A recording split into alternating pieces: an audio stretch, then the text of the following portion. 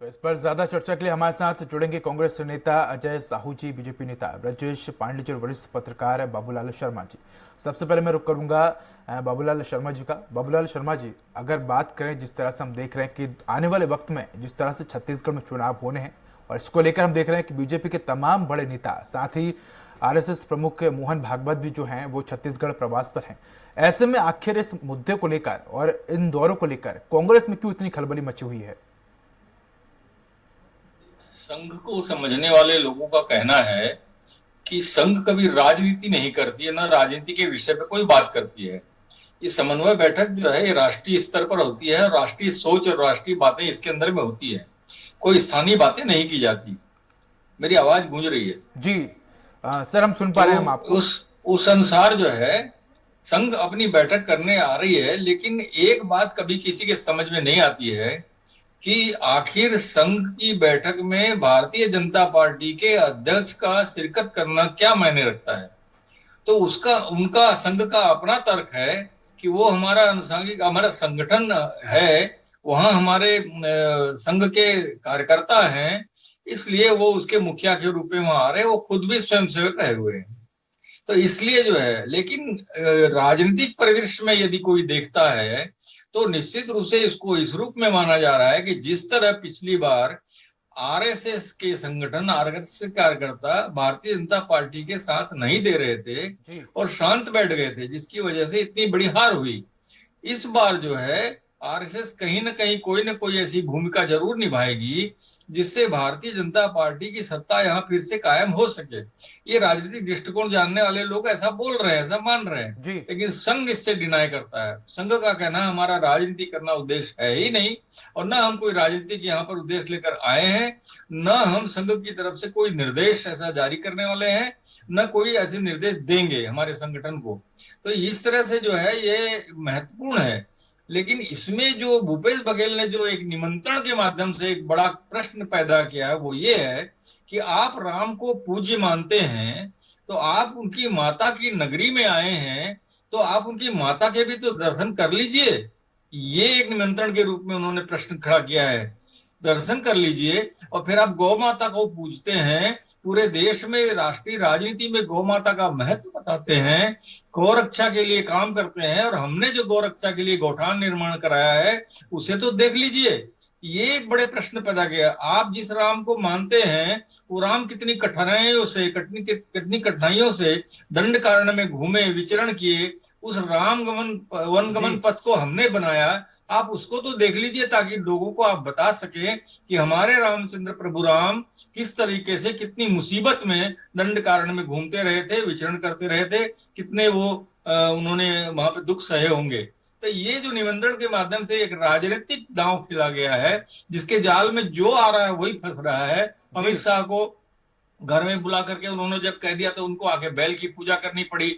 आज हमने सुना है कि जहां पर समन्वय बैठक हो रही है वहां चीला फरहा, ठेठरी, कुर्मी, चौसाहा, ये सारी चीजों का वितरण किया गया। मतलब छत्तीसगढ़ी खान पान का वहां महत्व बढ़ाया गया।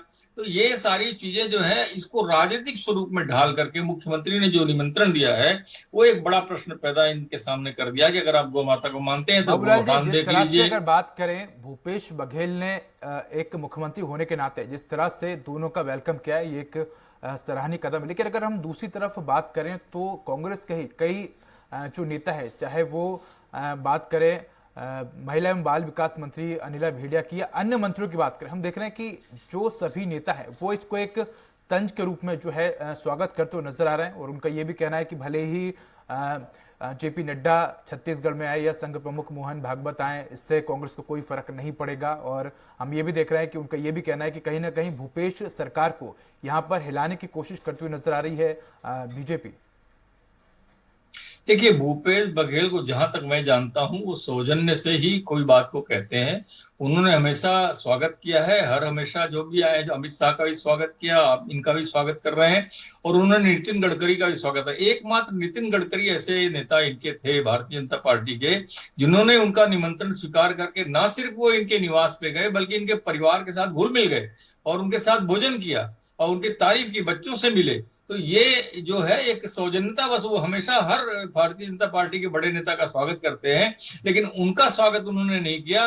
जो क्षेत्र में सीधे जाते हैं, कोई मतलब पॉलिटिकल कारणों से जाते हैं और वहां पर जो है प्रचार प्रसार करते हैं, तो वो उनका स्वागत करने के लिए तत्पर मैंने नहीं देखा। लेकिन जी अभी वर्तमान की स्थिति में जो है चुनाव भी सामने है, तो निश्चित रूप से जो है अपनी सौजन्यता सौम्यता दिखाएंगे और उससे नुकसान हानि जो होने वाली है उसको बचाने का प्रयास करेंगे। तो ये जो प्रयास इनके जो है, इन्होंने जो निमंत्रण दे करके जी जो एक राजनीति खेली है, ये बड़ा मतलब एक तो समझ लीजिए जाल है एक प्रकार का, जिसमें फंसना ही फंसना पड़ेगा। या फिर आप छत्तीसगढ़ को अमान्य करके जाएं या उनकी बातों को ना माने, कुछ ना बोले, तो वो एक अलग बात है। जी बाबूलाल जी, लौटूंगा मैं आपके पास। ब्रजेश पांडे जी, किस तरह से देखते हैं आप, क्योंकि हम देख रहे हैं कि जब से दोनों जो नेता हैं, चाहे वो संघ प्रमुख मोहन भागवत हो या जेपी नड्डा, हम देख रहे हैं कि दोनों के दौरे को लेकर हम देख रहे हैं कि कांग्रेस के तमाम नेताओं की तरफ से लगातार कटाक्ष किए जा रहे हैं। और अगर बात करें तो जिस तरह से महिला एवं बाल विकास मंत्री है अनिला भेड़िया, उनका भी यही कहना है कि भूपेश बघेल का जो किला है वो अवैध है, उसको बीजेपी नहीं भेज सकती, क्योंकि जिस तरह से छत्तीसगढ़ में भूपेश बघेल सरकार ने विकास के काम किए हैं वो बीजेपी ने 15 साल में भी नहीं किए। हालांकि हम ये भी देख रहे हैं कि दूसरी तरफ भूपेश बघेल की तरफ से भी कई तरह की बातें कही गई, चाहे वो गौठानों को लेकर की गई हो, कि जिस तरह से बीजेपी गायों को लेकर बखान करती है, वोट बैंक की राजनीति करती है। भूपेश बघेल सरकार ने गौठानों का निर्माण किया है। इसके अलावा अगर स्कूलों की बात की जाए तो आत्मानंद अंग्रेजी माध्यम स्कूल खोले। तो कहीं ना कहीं भूपेश बघेल सरकार ने और भूपेश बघेल की तरफ से ये कहा गया है कि 15 साल में जो छत्तीसगढ़ में संस्कृति जो है वो बीजेपी के शासनकाल में नहीं हुई है, वो भूपेश बघेल सरकार के काल में हुई है। देखिए, सबसे पहले तो मैं आपको ये बता दूं कि वरिष्ठ पत्रकार हैं बाबूलाल जी साहब, उनके गलती से निकल गया कि भाजपा के एक नेता थे गडकरी जी। तो गडकरी जी वर्तमान में भाजपा में हैं, भाजपा के मंत्रिमंडल में हैं, तो उनको थे कह के संबोधित न किया जाए, वर्तमान में है वो। तो गलती हो गई होगी, टंग ऑफ स्लिप, जैसे राहुल गांधी जी ने कर दिया था कि आटा इस लीटर मिलेगा, उस तरीके से शायद बाबूलाल जी का भी टंग स्लिप हो गया हो। और रहा सवाल, मुझे ऐसा अभी तक सुनने में ये लगा कि ऐसा लग रहा मुझे कांग्रेस के दो प्रवक्ता आपने बैठा रखा है। चलिए मैं उन दोनों का जवाब दूंगा आपको। तो सबसे पहले मैं आपको क्लियर कर दूं कि आरएसएस का जो कार्यक्रम होता है वो पूर्व निर्धारित कार्यक्रम होता है। छत्तीसगढ़ के चुनाव से उसका कोई लेना देना नहीं है। इसका एक साल पहले हमारी, जब ये आज की मीटिंग, आरएसएस की मीटिंग जब 11 तारीख को खत्म होगी, तो ये तय कर लिया जाएगा कि अगले साल किस स्थान पर मीटिंग होगी। आरएसएस की एक अनुशासन है, उससे अनुशासन से बाहर कोई नहीं जा सकता, उसको राजनीति से कोई लेना देना नहीं है। आरएसएस को और भाजपा को एक साथ न जोड़े। हमारी तो संस्था है, हम सलाह मांगते हैं, वो सलाह देते हैं, लेकिन वो स्वयं होकर बिना मांगे कोई सलाह नहीं देते। तो संघ प्रमुख जी का कार्यक्रम पूर्व निर्धारित था, उसको इससे जोड़ के न देखा जाए। दूसरी बात यह है, अभी 7 तारीख से 9 तारीख तक उनकी टोली समितियां होती है हमारे आरएसएस में, संघों की, उसकी मीटिंग लेनी है। 9, 10, 11 जो समन्वय समिति की बैठक होती है, उसमें देश भर के सारे संघ के विभिन्न संगठनों के लोग वहां आएंगे और बैठक लेंगे, और वो और अगले साल के रूपरेखा बनेगी कि अगले एक साल में संघ को कौन कौन से कार्य करने हैं जो राष्ट्र हित में हो, लोगों के हित में हो। वो सिर्फ वही कार्यों को चुनती है आरएसएस। उसके अलावा जो पिछले एक साल का जो तय हुआ था कार्यक्रम, उसमें कितने कार्यों को हमने कर लिया है, कौन सा कार्य रह गया है, इन सारे कार्यों की समीक्षा होती है इसमें। तो इसको भाजपा के नड्डा जी के आने से या भारतीय छत्तीसगढ़ में चुनाव है, इसको लेकर न जोड़ा जाए। पहली बात तो मैं गलतफहमी दूर कर दूं, चाहे कांग्रेस के लोग हो चाहे वरिष्ठ पत्रकार हो। रहा सवाल कि उन्होंने न्योता दिया है, अरे भैया छत्तीसगढ़ की संस्कृति है, हमारे देश की संस्कृति है, अतिथि देवो भव। यदि भूपेश बघेल जी ने बुलाया है, समय मांग दिया है, स्वागत करने के लिए कहा है, ये तो अच्छी बात है। हम भारतीय जनता पार्टी के लोग स्वागत करते हैं उसका कि भूपेश बघेल जी ने बुलाया है। लेकिन मैं फिर बता दूं, संघ प्रमुख का कार्यक्रम पूर्व निर्धारित होता है, मिनट टू मिनट कार्यक्रम होता है। उनके आमंत्रण को वो स्वीकार करते हैं नहीं करते हैं समय के हिसाब से, ये उन पर निर्धारित है। उसके लिए मैं नहीं बता सकता कि उनके आमंत्रण को संघ प्रमुख जी स्वीकार करेंगे या नहीं करेंगे। और जहां तक ब्रजेश जी, जिस तरह से छत्तीसगढ़ में मुख्यमंत्री भूपेश बघेल ने दोनों नेताओं का स्वागत किया, ये एक अच्छी बात है, लेकिन साथ ही भूपेश बघेल ने यह भी कहा है कि आप छत्तीसगढ़ आए हैं तो कौशल्या माता के दर्शन करें, गौठान देखें, आत्मानंद अंग्रेजी माध्यम जो स्कूल है उसका दौरा करें। देखिए, यदि भूपेश बघेल जी को संघ प्रमुख को बुलाना था और ये सब दिखाना था, तो उनको नागपुर में समय लेके जाना चाहिए ना। वो यदि पूर्व निर्धारित किसी कार्यक्रम में आए हैं तो आप राजनीति ना करें ना, आप जब कोई भी राष्ट्रीय नेता हमारा आता है या संघ प्रमुख आए हैं तब आप बोल रहे हैं। यदि आपको दिखाने का शौक है अपने स्कूलों को, अपने गौठानों को, तो आप जाइए ना, समय लीजिए, अपॉइंटमेंट लीजिए और उनसे कहिए और अपने आतिथ्य देव में बुलवाइए उनको। ये ऐसा थोड़ी होता है कि वो दूसरे पूर्व निर्धारित कार्यक्रम में आए हैं और आपने उनको आमंत्रण कर दिया। और रहा सवाल, बाबूलाल जी कह रहे थे कि आज चीला फरा बट रहा है, तो शायद बाबूलाल जी, मैं तो सोचता हूँ बहुत वरिष्ठ पत्रकार हैं वो, और मानता हूं कि हैं वो भाजपा के विभिन्न कार्यक्रमों में, पत्रकार सम्मेलनों में जाते रहे हैं। 15 साल के कार्यक्रमों में हमेशा छत्तीसगढ़ व्यंजन का बनते आया है भाजपा के कार्यक्रमों में। वो आज बन रहा है या आज परोसा जा रहा है संघ के कार्यों में, ऐसा नहीं है बाबूलाल जी। छत्तीसगढ़ के व्यंजनों का जिस तरह एक अलग से स्टाइल आपने होता ही है तमाम अन्य व्यंजनों सवाल के जो साथ। किए हैं उसका जवाब भी लेते हैं। कांग्रेस नेता हमारे साथ अजय साहू जी जुड़े हैं। अजय साहू जी, आपने ब्रजेश जी की बातों को भी सुना। उनका तो यही कहना है कि बीजेपी और आरएसएस दोनों ही अलग अलग है, दोनों के अपने अपने काम है। इसके अलावा जिस तरह से बात करें तो बीजेपी के जो प्रदेश अध्यक्ष हैं अरुण साहब जी, उनका ये कहना है कि 15 साल में बीजेपी ने, भारतीय जनता पार्टी ने छत्तीसगढ़ की संस्कृति का विकास किया है। भूपेश बघेल सरकार ने उतना कोई खास विकास नहीं किया है। देखिए उदय जी, मैं प्रदेश के जो भारतीय जनता पार्टी के अध्यक्ष हैं उनको सुन रहा था। वो कह रहे थे कि भारतीय जनता पार्टी ने 15 वर्षों में छत्तीसगढ़िया संस्कृति और छत्तीसगढ़ के नाम को रोशन करने का काम किया है। मुझे वो दिन याद आता है जब इसी छत्तीसगढ़ में सलमान खान को बुलवा करके ठुमके लगवाए जाते थे। ये वही छत्तीसगढ़ है जहां पर करीना कपूर आती थी, स्टेज में बैठती थी, माननीय उस समय के जो मुख्यमंत्री थे डॉक्टर रमन सिंह जी, वो उनके साथ सेल्फी लेते थे और करोड़ों रुपए का भुगतान कर दिया जाता था। वहीं ये छत्तीसगढ़ में जो छत्तीसगढ़ी लोक परंपरा के जो कलाकार हुआ करते थे वो अपने मेहनताना के लिए, अपने मानदेय के लिए तरसते रहते थे, उनका मानदेय नहीं बढ़ाया जाता था। तो इन्होंने इस तरीके से छत्तीसगढ़ी संस्कृति का मान बढ़ाया अपने कार्यकाल में। ये लोग भगवान राम के नाम पर लगातार राजनीति करते हैं, भगवान राम के नाम पर वोट मांगते हैं, भगवान राम के नाम पर घर घर जाकर के चंदा मांगने का काम करते हैं, भगवान राम के नाम पर अपनी राजनीति चमकाने का काम करते हैं। लेकिन ये वही छत्तीसगढ़ है जहां पर भगवान राम की माता कौशल्या माता का पूरे विश्व में इकलौता मंदिर है। आरएसएस के प्रमुख छत्तीसगढ़ आते हैं और यदि माननीय मुख्यमंत्री भूपेश बघेल जी उन्हें ये कहते हैं कि आपको जाकर के एक बार कौशल्या माता के दर्शन करने चाहिए, तो भारतीय जनता पार्टी के प्रवक्ता कहते हैं कि संघ प्रमुख का कार्यक्रम मिनट टू मिनट फिक्स होता है।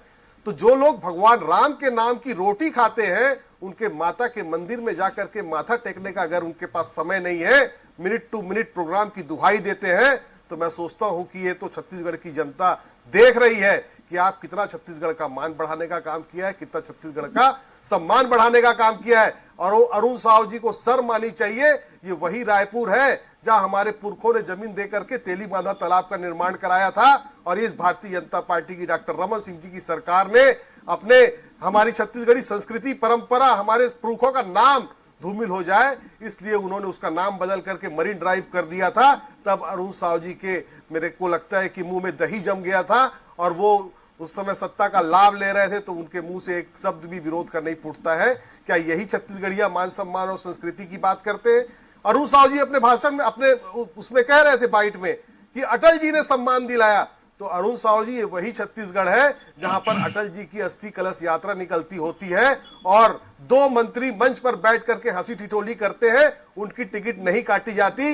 मेरे समाज से आने वाली इनके रमसिल्ला साहू, जो कि साहू समाज से मंत्री होती है, उसका टिकट कट जाता है और यही अरुण साहू चुपचाप मुख दर्शक बन के देखते रहते हैं, क्योंकि इनको अपनी टिकट की चिंता रहती है। आज प्रदेश अध्यक्ष तो वो बन गए हैं, लेकिन वो किस मुंह से छत्तीसगढ़ के मान सम्मान बढ़ाने की बात कर रहे हैं? ये वही छत्तीसगढ़ है जिसमें डॉक्टर रमन सिंह जी ने केपीएस गिल को लेकर आया था और कहा था कि हम नक्सलवाद को समाप्त कर देंगे, लेकिन जब वो यहां पर आते हैं तो उनको कहा जाता है रमन सिंह जी की तरफ से कि दोस्त वेतन लो और मौज करो और छत्तीसगढ़ से नक्सलवाद समाप्त करने के बारे में बिल्कुल मत सोचो। तो क्या इस तरीके से आपने छत्तीसगढ़ का विकास किया था? हमारे बस्तर की बेटियों को कौशल उन्नयन के नाम पर आप शराब कैसे परोसा जाता है मेट्रो सिटीज में, ये सिखाने का काम करते थे। क्या ये छत्तीसगढ़ का आरोप तो कई लगते हैं आप पर? एक आरोप ये भी लगा था प्रदेश का कोई अध्यक्ष की ब्रांड तरफ से। एम्बेसडर है तो अजय जी, वो आरोप भूपेश तो कई बघेल लगे है। आप पर। अगर एक आरोप ये भूपेश भी लगा है बघेल कि ने आपको छत्तीसगढ़ में मजबूर लगातार किया है अपराध बढ़ रहे कि हैं। आपको अपने कार्यक्रमों में आपको छत्तीसगढ़ी डिशेस सर्व करने पड़ रहे हैं, तो ये आपकी मजबूरी है।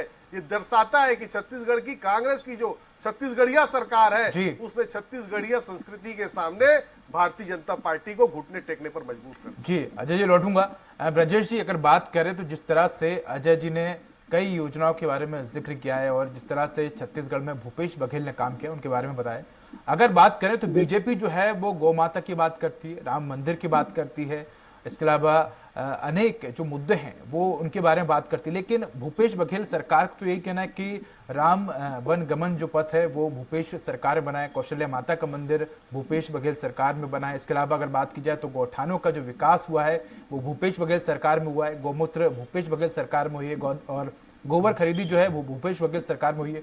तो सर, इस तरह के जो आरोप जो है बीजेपी पर लग रहे हैं, क्या कहेंगे आप?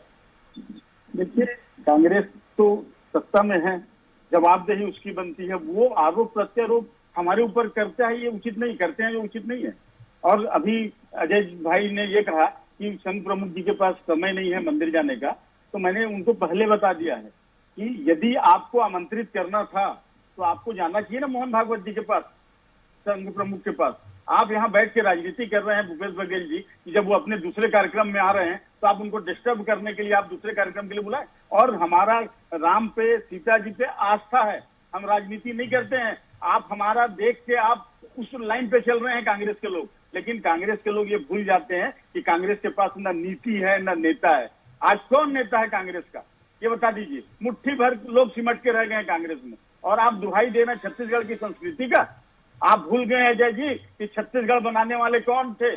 आपके अटल जी के पहले कितने वर्षों तक कांग्रेस शासन में रही। ब्रजेश जी, एक बड़ा सवाल तो ये भी उठता है ब्रजेश जी, और आप आज छत्तीसगढ़ ब्रजेश जी, एक बड़ा सवाल तो ये भी उठता है कि छत्तीसगढ़ भवन कांग्रेस मुक्त भारत की बात करने वाली बीजेपी छत्तीसगढ़ में मुक्त होती जा रही है, और छत्तीसगढ़ की माताएं बहनें भूखे तीज में रह रही हैं, उन पर लाठीचार्ज हो रहा है। आज उनका ध्यान नहीं है आपको। आप राजनीति करते पुरानी बातों को लेके, जो विवाद डिबेट में पहले हो चुके हैं, जिसका मुद्दा आज नहीं है, उन मुद्दों को लेके आप ब्रजेश जी, बहस कर रहे हैं। ब्रजेश जी, अगर बात करें तो कांग्रेस मुक्त भारत की बात करने वाली बीजेपी छत्तीसगढ़ में बीजेपी मुक्त होती जा रही है, क्योंकि कई कांग्रेस नेता कह चुके हैं कि हम छत्तीसगढ़ को बीजेपी मुक्त बनाएंगे।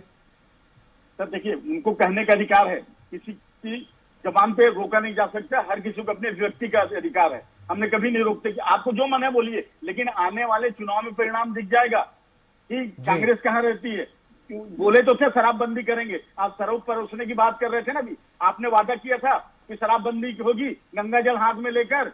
आज 4 साल होने वाले हैं, बंद करने का कोई भी कार्यक्रम, एक आध स्टेप उठाया है क्या आपने? किस मुंह से आप बात करते हैं शराब की? आप बल्कि बांट रहे हैं शराब। और राजीव में भी जब मेला होता था या राज्य उत्सव होता था, तो शायद अजय जी को याद नहीं है, चलिए बुलाया होगा सलमान खान को और करीना कपूर को, लेकिन इस छत्तीसगढ़ के सारे कलाकारों को एक मंच देने का काम होता है। ब्रजेश जी, लौटूंगा मैं आपके पास। बाबूलाल जी, अगर बात की जाए तो जिस तरह से ये जो पूरी सजावट है और ये पूरा घटनाक्रम पर आप नजर बनाए हुए अगर बात करें तो देख रहे हैं कि हम छत्तीसगढ़ में बीजेपी के और आरएसएस के तमाम जो नेता हैं वो लगातार छत्तीसगढ़ का दौरा कर रहे हैं। तो क्या माना जा रहा है कि क्या 2023 में तस्वीरें कुछ उलट होगी? क्या इस बार जनता का मूड कुछ और है?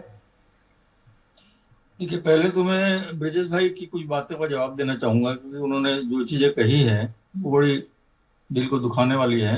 अभी 4 दिन पहले एक कांग्रेसी भाई ने मुझे कहा एक डिबेट में कि आप लोगों ने जो है 2 भाजपाई लोगों को बिठा दिया। मुझे उसने भाजपाई कहा, आज मुझे ये कह रहे कि 2 कांग्रेसी बिठा दिया। तो इस तरह से तुलना मत कीजिए। जब आपका कोई पक्ष होता है तो आपको कहते, मैंने जो भी बातें कही है बड़ी समन्वय बैठक के बारे में, मैंने वही कहा जो आप कह रहे थे पूरा। मैं भी यही कह रहा था कि संघ कभी ऐसा करती नहीं है, लेकिन आप उसको शायद सुने नहीं है। और मैंने नितिन गडकरी के बारे में आए थे कहा, यहाँ रायपुर, देखिए आए थे, क्षमा चाहता हूँ। नहीं, मैं आपको स्पष्ट कर देता हूँ ताकि आपका दिल साफ रहे। मैंने कहा था नितिन गडकरी आए थे, उनको बुलाया गया था। आए थे बोला मैंने, आपने बोला थे बोल जी बाबूलाल जी, आप अपनी बात कंटिन्यू करिए। हाँ, तो मैं ये जरा स्पष्ट कर दिया उनको, ठीक है। आपने जो पूछा वो ये है कि देखिए, सक्रियता जो है आरएसएस की अगर यहाँ है और वो आए हैं तो उसका इशारा ही, उसका जो संदेश है पूरे प्रदेश के कार्यकर्ताओं में, भारतीय जनता पार्टी के कार्यकर्ताओं में, संघ के कार्यकर्ताओं में यही जाएगा कि हमको जो है कुछ न कुछ अब इस प्रदेश के लिए करना है। समन्वय बैठक यहाँ हुई, उसका तारतम्य कोई नहीं है इससे, भाजपा से या चुनाव से कोई लेना देना नहीं। समन्वय बैठक एक अलग मुद्दा है, मैं बहुत अच्छे से पढ़ा हूं इस बात को, तो उसके बारे में मुझे नहीं कहना। समन्वय बैठक अपनी जगह है, लेकिन इसका प्रभाव निश्चित रूप से कार्यकर्ताओं को चार्ज करने में जरूर होगा, और निश्चित रूप से कार्यकर्ता इस इशारे को समझेंगे। संघ एक ऐसा संगठन है जो इशारे में भी अगर कुछ कह दे तो उसका मायने निकलता है और हर व्यक्ति तक वो बात पहुंच जाती है। संगठन इतना मजबूत है, इसलिए जो है इनका आना और नड्डा जी का भी उसमें शामिल होना, भारतीय जनता पार्टी के अध्यक्ष का, ये एक इशारा दे रहा है कि भाई संघ इस बार सहमत है कि भारतीय जनता पार्टी को मदद होनी चाहिए। ये एक समझ बनती है। बाबूलाल जी, तो कह सकते हैं कि जिस तरह से लगातार छत्तीसगढ़ में एक के बाद एक कई बड़े मंत्रियों और नेताओं का दौरा हो रहा है, ये तो आने वाला वक्त ही बताएगा कि जनता किनके मुद्दों से ज्यादा प्रभावित हुई और जनता ने आखिर किसको चुना है। अजय जी, आपका बहुत बहुत धन्यवाद हमारे साथ जुड़ने के लिए। साथ ही ब्रजेश पांडे जी जुड़े, सर आपका भी धन्यवाद। तो हमारे साथ वरिष्ठ पत्रकार बाबूलाल शर्मा जी जुड़े। बाबूलाल जी, आपका भी धन्यवाद। तो फिलहाल इस खास पेशकश में इतना ही। नमस्कार।